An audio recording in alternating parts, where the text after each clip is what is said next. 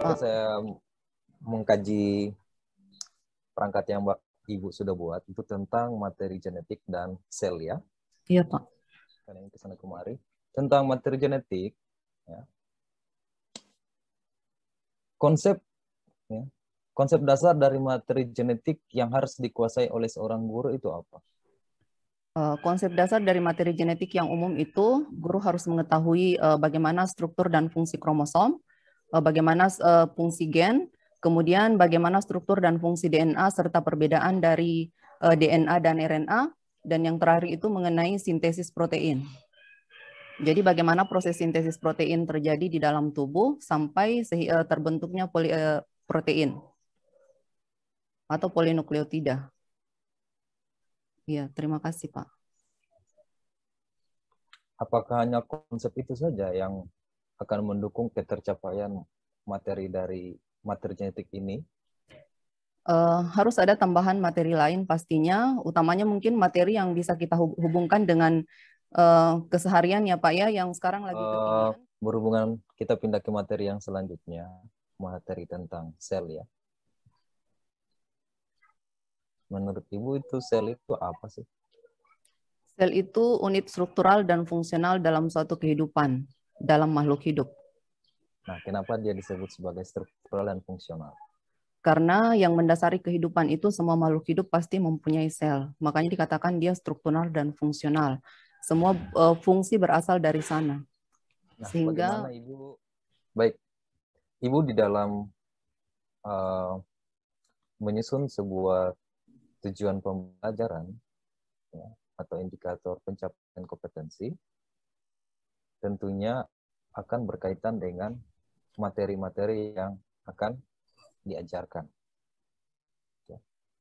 Nah, apakah di indikator pencapaian kompetensi itu, ya, entah di materi genetik atau di tentang sel, itu apakah sudah memuat semua materi esensial yang harus dipelajari oleh siswa? Untuk RPP yang saya buat, menurut saya semuanya sudah tercakup. Bisa beri contoh satu, Bu? Oh iya, contohnya misalnya Pak di materi perangkat yang kedua ya tentang materi genetik. Jadi di situ sudah ada tentang kromosom, bagaimana itu struktur dan fungsi kromosom. Kemudian yang kedua konsep gen. Jadi di situ menjelaskan konsep gen sebagai unit warisan sifat. Kemudian menjelaskan konsep alel. Kemudian untuk DNA dan RNA di situ ada menganalisis dan membedakan DNA dan RNA. Kemudian yang terakhir itu tentang bagaimana kaitan antara gen, DNA dan sintesis protein serta warisan sifat. Di mana advance materialnya kira-kira?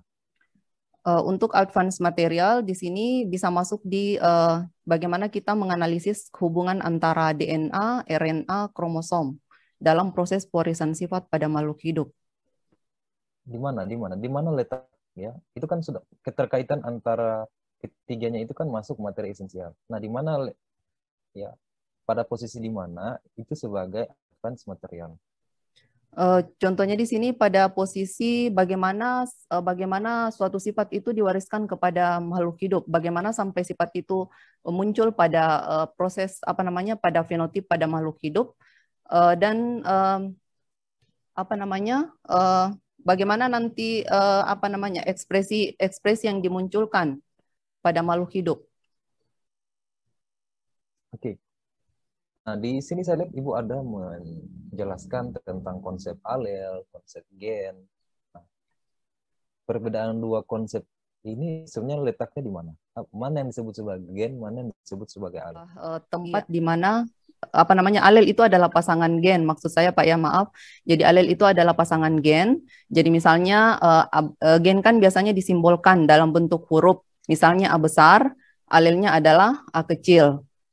B besar, alelnya adalah B kecil. Jadi begini Bu, saya ingin ini lumayan ya menguasai konsep gen dan alel ini yang lumayan agak repot ya. Misalnya ada gen ya. Gen A besar yang tadi Ibu sebutkan. A besar, A kecil ya. Yang Pak. dari kedua ini yang mana disebut sebagai gen? Iya. A besar A kecilnya itu yang berperan sebagai gen. Kalau mereka dipasangkan menjadi A besar dan kecil, ini disebut dengan pasangan gen, pasangan alel. Ya, jadi Jadi, bagaimana Ibu akan menjelaskan bahwa ini gen A besar, ini gen A kecil. Terus yang mana alelnya? oh iya, di sini untuk menjelaskan bahwa A besar ini adalah gen, itu kita akan tampilkan bahwa A besar ini nanti dia akan membawa sifat tertentu, di mana yang, Enggak. ya, Bukan itu yang saya maaf maksud, Pak, Bu. ya, Jadi ini penekanan bahwa mana yang disebut gen, mana yang disebut alel, gitu ya. Bukan berbicara bagaimana ini akan membawa sifat A, sifat B, dan seterusnya, bukan. Tapi penentuan, ya, mana gen, mana alel, gitu kan? iya, A besar gen, ya kan? A kecil adalah gen, gen. bukan Pasangan alel. keduanya, iya, pasangan keduanya adalah alel. Begitu barangkali Pak. Ini Iya, harus dipastikan baik-baik karena ini kan konsep esensial ya. iya, Mana iya, itu iya, gen, mana itu alel. iya, iya, Karena ini susah untuk diajarkan kepada siswa dan akan membuat kebingungan dari yang iya, mana yang betul Pak. ikap ya. Ibu saja kalau saya tanya mana ini gen A besar, ya kan? Iya Pak. Gen yang A untuk A kecil, ya kan? Iya, Itu adalah gen A dan A gitu ya. Nah, tapi mana yang disebut sebagai alel dari keduanya? pasangannya, pasangan gennya, Ya, pasangan, iya.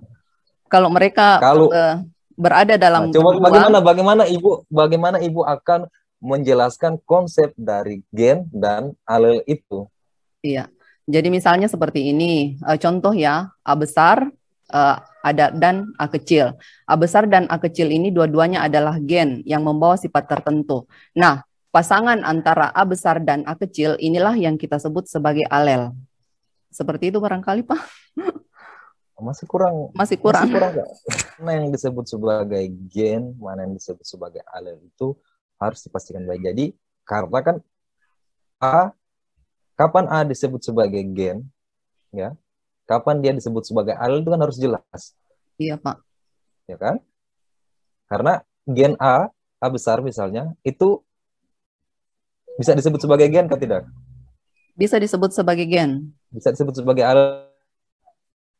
Iya, kalau dia berpasangan, maka dia disebut sebagai alel.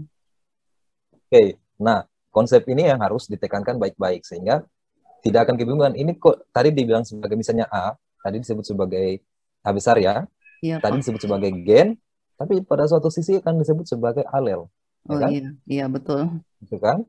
Iya, Nah, kapan kapan itu akan disebut sebagai gen, kapan itu akan disebut sebagai alelnya, ya kan? iya, Nah, itu konsep itu harus kuat. Jangan sampai kalau yang seperti yang Ibu jelaskan tadi, ya, itu akan terjadi miskonsepsi nanti. oh iya, Nanti iya betul Pak. anak-anak akan mengatakan bahwa ini adalah gen, A besar adalah gen, A kecil itu adalah alelnya. Gitu. Oh iya, Padahal mau A besar, mau A kecil kan itu disebut sebagai gen ya. iya, dua-duanya Tapi sebagai gen. pada saat kapan dia akan disebut sebagai alel, kapan kita akan berbicara dia sebagai gen, nah itu yang harus dipetakan baik-baik, gitu ya. Iya Pak, Nah, makasih Pak. kemudian kalau berbicara tentang kromosom, lumayan ya. Saya juga tidak terlalu menghafal materi Hmm. genetik, tapi ada beberapa konsep-konsep memang yang kromosom, kromatid, kromatin. Apa Ibu bisa membedakan antara ketiga ini? Iya, kromosom, kromatin, dan kromatid. Kromatin itu biasanya dia dalam bentuk benang-benang halus, jadi ini biasanya sebelum terjadi pembelahan sel. Itu disebut kromatin. Kemudian menjelang pembelahan sel, kromatin ini dia akan menebal. Pada saat dia menebal inilah kita sebut dia sebagai kromosom. Jadi pada saat menebal ini akan kelihatan bagaimana bentuknya. Sedangkan dia disebut kromatid itu merupakan pasangan kromosom. Saya kira seperti itu, Pak. Ya, ya dipelajari baik-baik ya. Iya, Konsep-konsep memang karena kalau salah menjelaskan ya nanti akan miskonsepsi Bu, gitu ya. iya, Pak. Nah, Iya. coba Ibu kira-kira dari gambar Ibu bisa share screen ke tidak ini? Oh iya, saya coba share screen, Pak. Coba Ibu tampilkan, kira-kira Ibu akan menampilkan kromosom kepada gambar kromosom Yang kepada, PowerPoint-nya Pak oh, ya maksudnya. terserah dari mana Ibu akan menampilkan. Coba Ibu tampilkan bahwa ini adalah kromosom. Nah, ini adalah, ya, Oh iya Pak. Saya share screen dulu Pak ya. ya silakan. Semoga bisa di, Iya. oh nggak bisa ya, ini bukan fokus ya. Bisa Pak ya. Ini saya sudah Oh share bisa. Pak. Bisa Oke, Pak? Oh iya. bisa Eh, dilihat. iya jadi untuk menjelaskan kromosom eh, Sabar Bu, belum nampak layarnya. ini Oke, coba sudah muncul Pak ya. mana kromosom? Ya, mana kromosom yang Ibu akan Nah maksud? ini saya akan Nah, menjelaskan ini oke. sebagai kromosom karena di sini sudah kelihatan dengan jelas bagaimana bentuknya. Tadi sudah saya di awal itu sudah saya jelaskan bahwa yang disebut kromosom itu pada saat dia menebal menjelang pembelahan sel. Jadi saya akan tampilkan seperti ini bahwa ini adalah bentuk dari kromosom, salah satu bentuk dari kromosom. Saya kira seperti itu, Pak. Ya, menurut saya Ibu keliru menampilkan gambar kromosom ya. Oh, seperti itu ya, Pak. Ya, daerah sentromer itu keliru dalam, ya, dalam masalah miskonsepsi ya. Bagian daerah sentromer itu keliru ya. Nah, ini gambar-gambar seperti ini adalah miskonsepsi untuk gambar kromosom. Nanti itu diperhatikan ya. Oh iya, Pak. Kayaknya pernah saya singgung pada saat kita penyusunan materi ajar. Yang mana sebenarnya bentuk kromosom yang benar. Ini hati-hati karena ini sentromernya nanti Ibu akan tampilkan seperti, oh sentromer nanti yang berwarna merah itu ya Bu ya.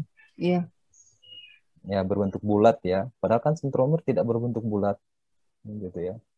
Nanti sentromer itu kan daerah pertemuan ya yang lengkukan dari itu yang sehingga dia membentuk ini seperti ini, tapi dia Oh, tidak pernah berbentuk bulat seperti itu oh iya. ya.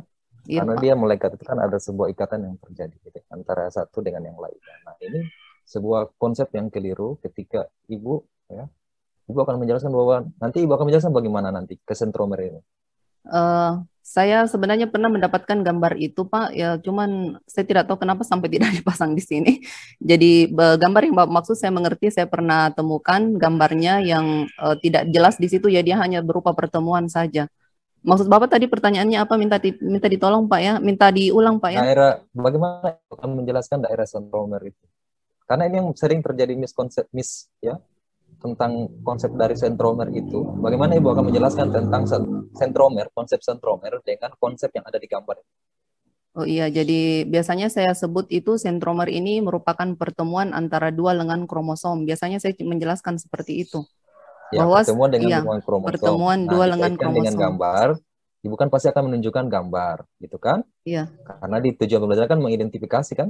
iya, iya Pak. Ya, nah mengidentifikasi ini, coba lihat, betul nggak dengan yang Ibu katakan, konsep yang Ibu katakan, dengan gambar yang dimaksud? Iya, mungkin kurang tepat ya Pak ya, karena di sini mungkin Iya, kelihatan bentuk kromosom itu tidak seperti yang tadi dikatakan bahwa dia pertemuan. Karena di sini dia biasa gambar ya, yang ada di buku SMA oke. itu rata-rata dia memperlihatkan bentuk bulat Pak. Makanya Ya, nah uh, itu makanya kan Ibu harus mengetahui bagaimana konsep esensialnya. Yang penting jangan sampai kan miskonsepsi. Yang ya Pak. disampaikan beda dengan yang mereka ditampilkan di gambar itu beda. Itu kan penyebab miskonsepsi kan ada di situ. Yang Iya. diucapkan apa, yang ditampilkan apa, tidak connect, Oh iya Pak. gitu ya. Iya Pak. Nah, dan guru itu harus mengetahui itu. Di tujuan pembelajaran saya lihat juga, wah ada ini. Wah, coba saya cek. Apakah benar gitu yang ditampilkan. Oke, baik. Mungkin seperti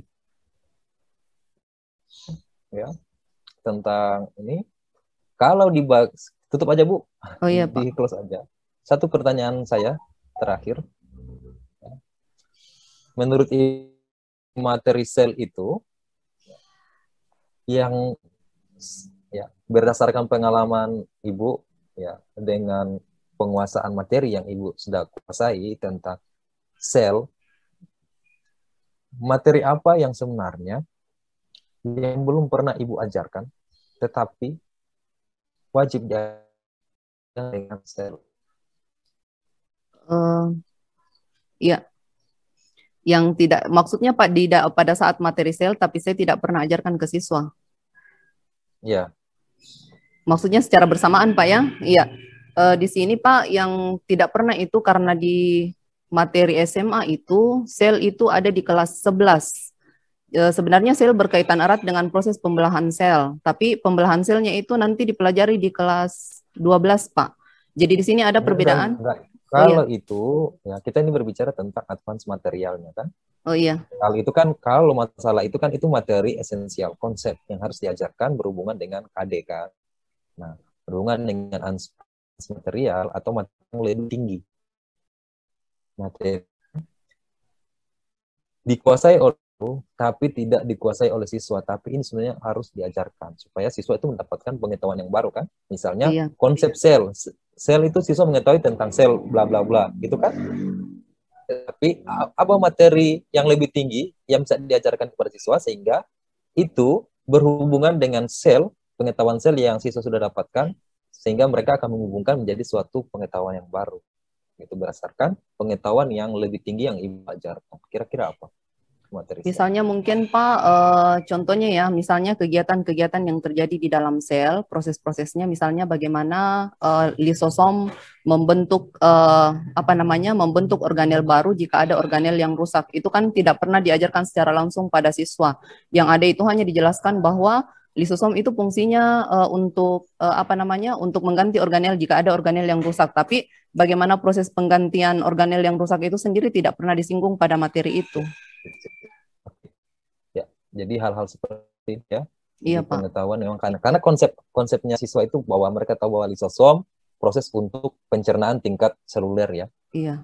Ya, tetapi materi yang lebih tingginya bagaimana dia menciptakan fungsi yang lain, membuat sebuah apa namanya sel yang baru tadi ya, yang Ibu katakan akan membuat yang baru yang atau bagian yang lain gitu ya. Itu pengetahuan yang lebih dari guru yang harus diajarkan kepada siswa. Jadi mereka akan mengetahui bahwa konsep lisosom itu bukan hanya untuk pencernaan di tingkat seluler, tapi ada fungsi yang lain yang gitu yang dihubungkan, gitu ya. Iya, Nah, Pak. oke. Mungkin dari saya pindah ke Pak Jenny sebagai penguji berikut. Terima kasih, Pak.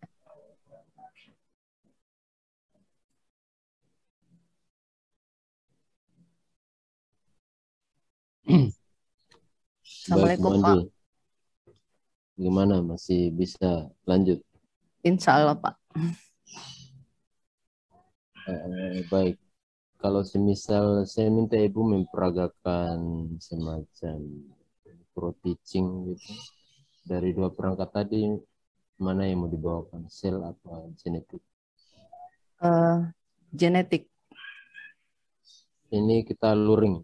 Daring. Daring. Kita daring ya. Iya. Dalam kita menyampaikan atau mendelivery materi, kita membutuhkan keterampilan dan keterampilan mengajar khususnya. Dan Ibu Andi kemarin sudah memperagakannya ketika pre-teaching. Pre-teaching kemarin ya. Iya, Pak. Nah, saya memberikan sedikit gambaran saja. Beberapa keterampilan mengajar adalah keterampilan membuka pembelajaran, menutup, kemampuan menjelaskan, ya, keterampilan menjelaskan, memberikan pertanyaan. Saya kira Ibu Andi sudah tahu ini. Ya.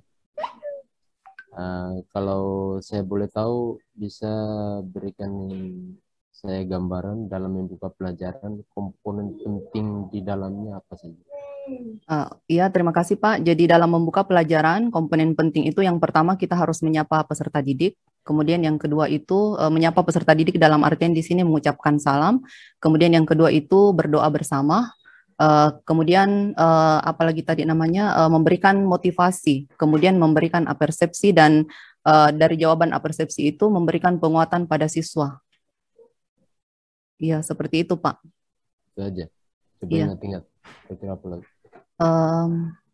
Persepsi, motivasi, berdoa, menanyakan kabar, Oh iya, mungkin karena masa pandemi juga mengingatkan tentang ini protokol kesehatan, menjaga kesehatan ya dengan cara tetap melakukan protokol kesehatan. Ingat-ingat, masih ada lagi Masih ada ya.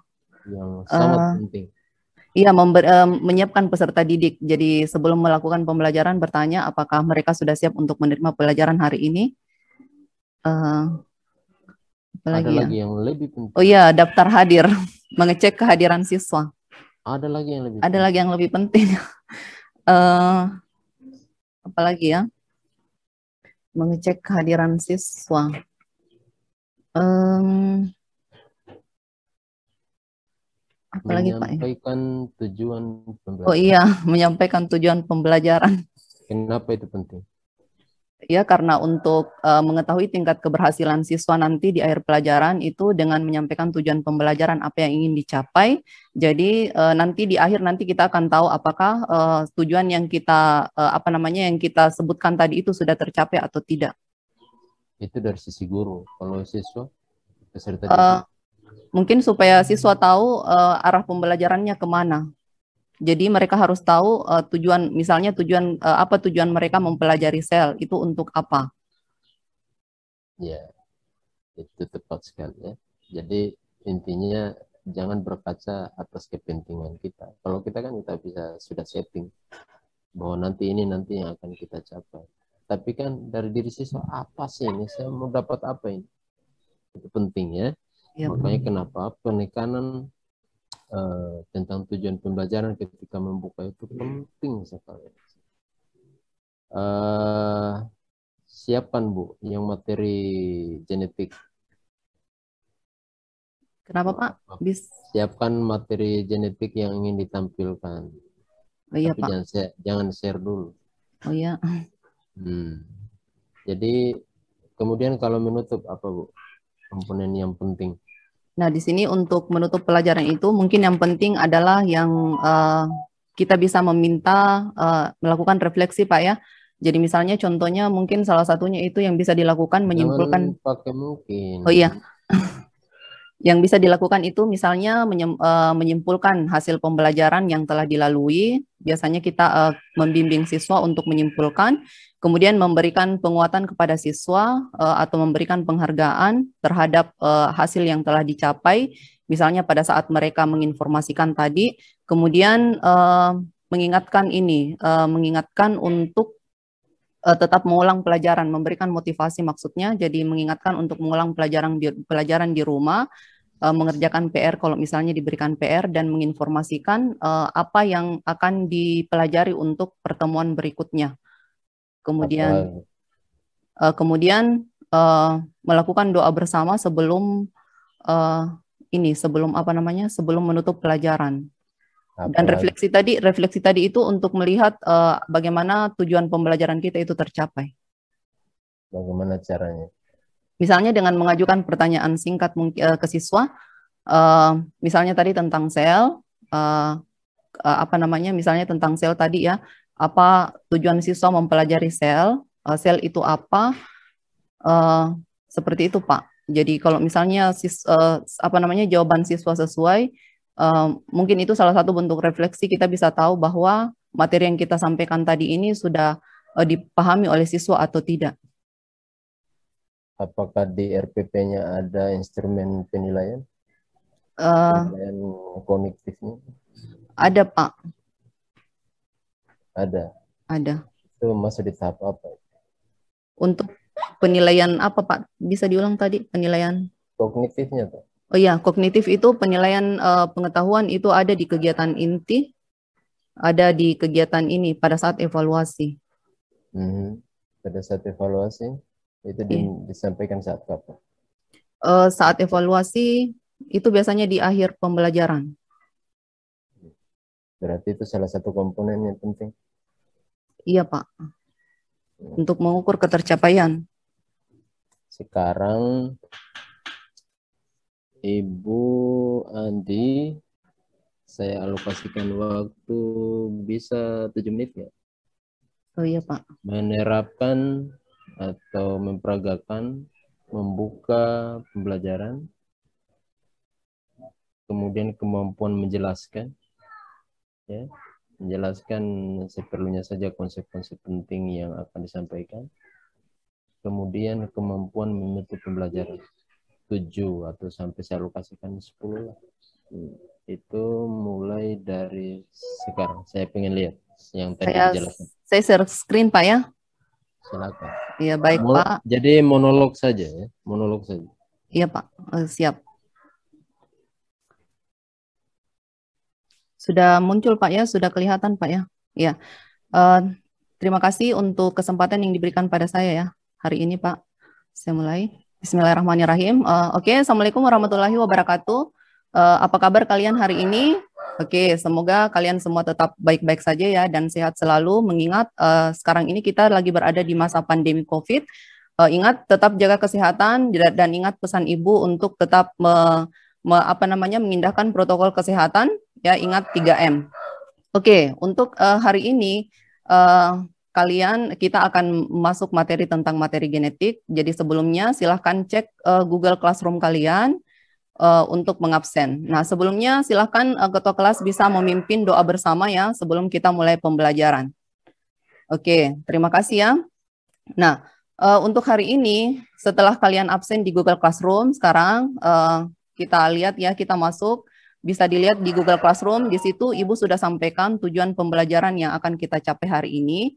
Karena hari ini kita belajar tentang materi genetik, maka tujuan kita di sini salah satunya itu adalah untuk mengidentifikasi bagaimana struktur dan fungsi kromosom yang ada pada makhluk hidup. Oke, jadi di sini pada makhluk hidup, di sini kalian bisa lihat untuk mempelajari tentang kromosom ini erat kaitannya dengan materi genetik. Mungkin kalian bisa lihat gambar yang ada pada slide yang Ibu tampilkan. Di sini Ibu memperlihatkan gambar foto keluarga. Nah, menurut kalian ini apa yang ada di foto? Ya, kenapa harus menampilkan seperti ini? Nah, silahkan dicermati. Adakah persamaan ciri dari anggota keluarga yang ada di sini? Ya. Nah, apakah gambar ini berhubungan dengan materi yang akan kita bahas ya? Jadi kira-kira menurut kalian apa hubungannya dengan materi yang akan kita bahas mengenai materi genetik dan kromosom? Oke, bagus sekali. Jadi di sini ciri yang diperlihatkan oleh manusia yang ada di gambar di sini atau sebuah keluarga yang ada di gambar itu adalah memperlihatkan bahwa mereka itu ada kesamaan. Kesamaan ini menandakan bahwa di dalam tubuh mereka itu terdapat gen yang sama, ada kromosom yang sama, ada DNA yang sama, ada materi genetik yang sama. Jadi inilah nanti yang akan kita bahas ya sehubungan dengan materi kita hari ini mengenai kromosom. Oke, di sini kalian bisa akses juga materi kromosom itu pada link yang telah Ibu bagikan. Jadi silakan diakses untuk untuk lebih memahami apa itu kromosom. Oke, jadi di sini untuk kromosom mungkin ada di antara kalian yang baru mendengar apa itu kromosom. Dia ini pertama kali ditemukan oleh Waldeyer. Dia berupa benang-benang halus. Kalau dia berupa benang-benang halus itu kita sebut kromatin. Kemudian ketika dia memendek dan menebal, barulah kita sebut dia sebagai kromosom. Nah, yang perlu kalian ketahui, kromosom ini itu terletaknya di dalam inti sel. Oke. Nah, untuk fungsinya sendiri, kromosom ini berfungsi untuk mengontrol sifat biologi dan genetis sel dalam suatu spesies. Kemudian, di dalamnya kita temukan adanya DNA yang berkaitan dengan aktivitas molekul. Nah, mungkin kalian semua di sini sudah tidak asing lagi ya dengan DNA. Jadi saya yakin kalian sering mendengar istilah DNA. Oke. Nah, kalau begitu kita masuk ke jumlah kromosomnya. Semua organisme itu tidak mempunyai jumlah kromosom yang sama. Jadi jumlah kromosom kita itu berbeda. Nah, yang perlu kalian ketahui secara umum itu kromosom manusia itu 46 buah ya. Walaupun ada di beberapa orang itu kadang mereka mempunyai kromosom yang lebih ataupun yang berkurang dari jumlah yang seharusnya. Itu namanya kelainan atau sindrom. Oke, kalian sudah mengerti ya. Jadi untuk selanjutnya kalian bisa lihat di LKPD kalian. Kalian bisa berdiskusi bagaimana struktur dan fungsi kromosom dan silahkan diisi LKPD-nya sesuai dengan petunjuk yang telah disampaikan. Jadi kalian bisa lihat di sini mengenai struktur kromosom, ya. Jadi bagaimana struktur kromosom yang ada pada gambar. Kemudian selanjutnya di sini kalian juga bisa lihat tentang karyotip ya. Jadi silahkan dilihat karyotipnya. Kemudian Mas kerjakan di LKPD, diskusi dengan teman kalian melalui Google Classroom. Jadi di situ sudah disediakan forum diskusi, jadi silahkan berdiskusi. Kemudian nanti sebelum pelajaran berakhir, silahkan dikumpul LKPD-nya melalui Google Classroom. Jadi silahkan kalian upload satu persatu. Oke, bisa dipahami ya?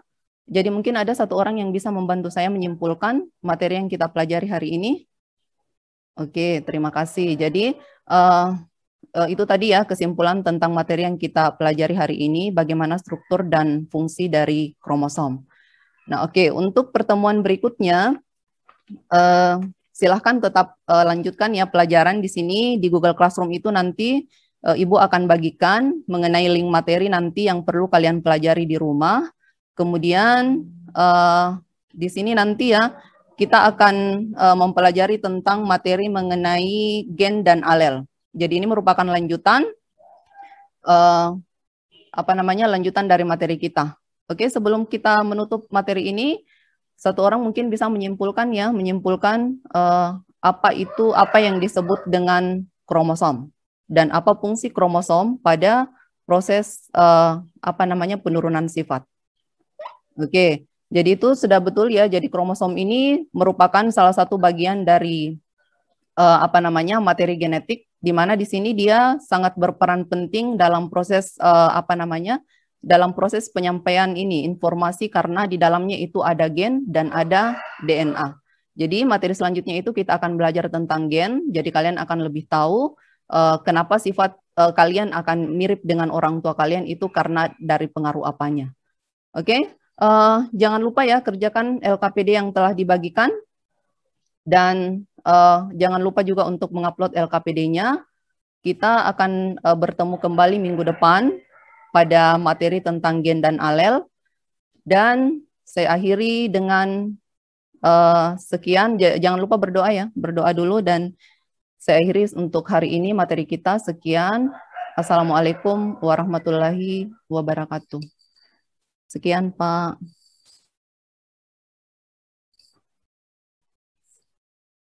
Silakan di close. Baik Ibu Andi, saran saja, walaupun tujuan pembelajaran itu disampaikan di Google Classroom, itu beda, rasanya itu beda ketika Anda menyampaikan secara langsung. Ketika Ibu menyampaikan secara langsung. Jadi di slide-nya itu sedapat mungkin disampaikan sebelum masuk ke materi. Ya, tadi Pak. disampaikan secara di redaksi, disampaikan secara lisan.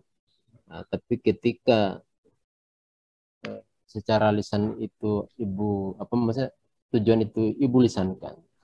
Kemudian secara visual mereka juga bisa melihat apa yang dilisankan. Itu beda Bu ini. Daya tangkapnya itu beda. Sehingga arah yang diharapkan oleh peserta didik terhadap materi itu bisa tercapai. Ya. Terus evaluasinya di mana tuh? Evaluasinya itu dalam bentuk LKPD Pak, untuk kesehariannya Pak ya, dalam bentuk LKPD. Di situ ada di LKPD yang saya bagikan. Misalnya tadi menunjukkan bagian-bagian kromosom, bentuk-bentuk kromosom. Kemudian yang tadi karyotip, dari karyotip yang ditampilkan itu bentuk-bentuk kromosom apa saja yang ada pada karyotip. Dalam bentuk LKPD berarti. Iya, dan ada evaluasi akhir untuk ini Pak, ulangan harian. Ya, evaluasi itu sedapat mungkin harus ada setiap pertemuan. Iya, iya Pak. Jadi selain hanya sekedar mereview, artinya selain sekedar menyimpulkan untuk mengetahui penguasaannya, tetapi secara formatif juga dibuat kayak semacam ya soal berapapun yang berkaitan dengan entah 5 atau 10 berkaitan dengan materi tersebut ya. Nah, kemudian di dalam pengembangan RPP-nya setelah refleksi kemarin ada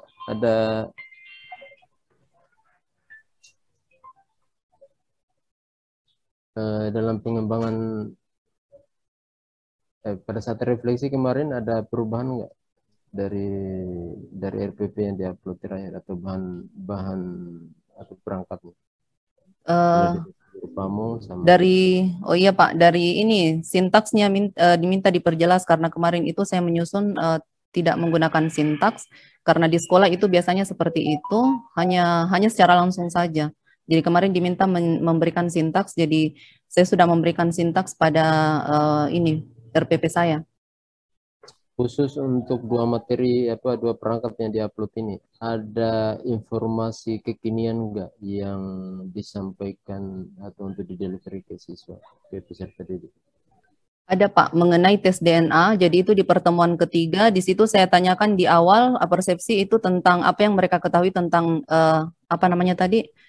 tes DNA. Kemudian di materi di bahan ajar itu saya tampilkan juga tentang sidik jari DNA, dan di LKPD itu saya memberikan kasus mengenai tertukarnya seorang bayi, 2 orang Pak ya, tertukar di rumah sakit. Itu bagaimana cara mengatasinya? Kalau sel? Kalau di sel itu mungkin agak kurang sedikit materi kekiniannya. Di situ saya hanya menjelaskan tentang ini bagaimana proses-proses sintesis protein yang terjadi di dalam sel. Kemudian di situ juga ada tentang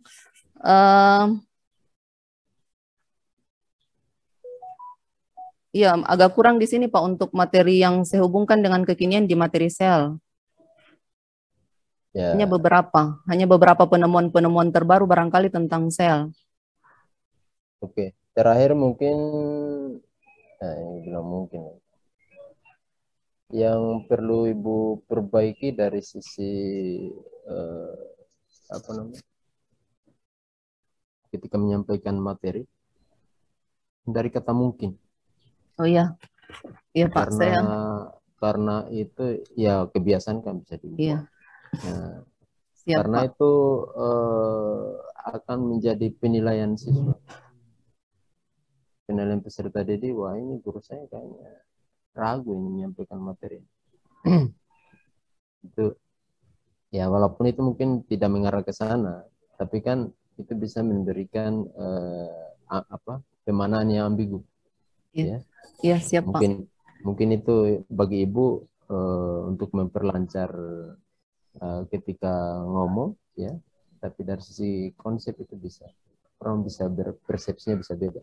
Iya Pak, ya, siap Pak. Ya, siap Pak. Oke, mungkin itu saja dari saya, Pak Insar. Saya kembali. Makasih Pak Jenny. Baik, Ibu Andi, setelah stri sudah selesai Bu ya. Oh iya, makasih banyak Pak. Makasih Pak Insar, makasih Pak Jenny atas kesempatannya.